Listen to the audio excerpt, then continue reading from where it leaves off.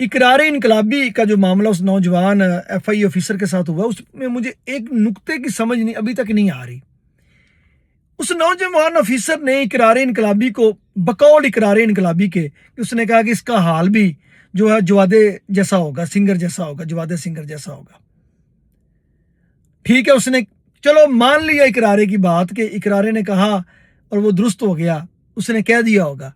لیکن اس میں محسن نقوی صاحب کا کہاں سے ذکر آ گیا جی؟ ایک آپ کی بات ہو رہی ہے، اس کی پرسنل بات ہو رہی ہے نا، اس کا پرسنل کمنٹ ہے،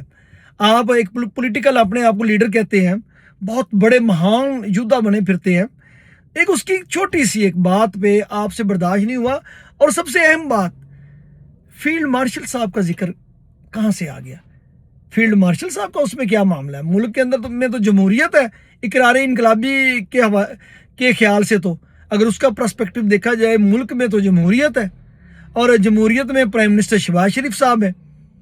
تو جو ہے، لیکن یہ بات سمجھ سے بالاتر ہے، اس نے دو نام لیے ہیں، ایک محسن نقوی صاحب کا اور ایک فیلڈ مارشل صاحب کا۔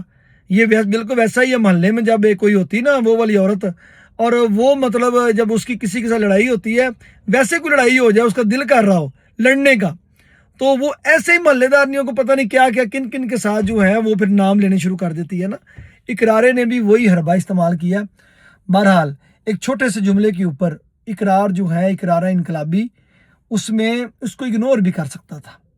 ایک بڑا ایک بیہیویئر، اگر تم لیڈر اپنے آپ کو کہتے ہو، نوجوانوں کے لیڈر کہتے ہو، جماعت بھی بنائے بنائی پھرتے ہو، پتہ نہیں جماعت ہے ہوگی، ہمیں کبھی کبھی دکھائی بھی دیتی ہے، تو وہ جو جماعت بنائی ہوئی ہے اس کا جو لیڈر ہے اس کے اندر اتنا ظرف نہیں ہے کہ وہ ایک ایف آئی اے اہلکار بقول اقرار انقلابی کے اس نے یہ جملہ کہا ہے، جوادے گالی تو نہیں دی، جوادے کا نام ہی لیا، جوادہ بھی کہتا ہے میری بڑی مقبولیت ہے، اب اقرارے کی بھی مقبولیت ہو گئی، تو اس میں اگر اقرار واپس مڑ کر سمائل دے دیتا، اس کو اگنور کر دیتا، تو ہو سکتا تھا اس نوجوان کے دل میں اقرار کے لیے جگہ بن جاتی، لیکن کیونکہ یہ تماشا لگانا تھا، کوئی ایشو نہیں تھا، کوئی موضوع نہیں تھا، اس کو بڑھ چڑھ کر پیش کرنا تھا، اور فیلڈ مارشل صاحب کا نام لینا تھا، محسن نقوی صاحب کا نام لینا تھا، اور ایسے ریئیکشن کیا، پتہ نہیں کیا مطلب ہو گیا۔ کیا ملیشیا میں کوئی اہلکار ایسا کہہ دے تو یہ ایسا رسپانس کر سکتا ہے؟ یو کے گیا ہوا تھا، یو ایس گیا ہوا تھا، بلکہ غریبوں کی پارٹی لانچ کرنے کے لیے گیا، یو ایس اور امریکہ گیا ہوا تھا، یہ انقلابی اس انقلاب وہاں سے امپورٹ کرنے کے لیے گیا ہوا تھا، تو وہاں جو امیگریشن والے حال کرتے ہیں، کیا یہ انقلابی وہاں بول سکتا ہے؟ بس پاکستان کے اندر آپ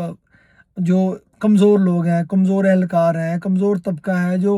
جو لگتا ہے کہ جن کے اوپر پریشر بنایا جا سکتا ہے، ان کے اوپر پریشر ڈال دیا جاتا ہے، جہاں پر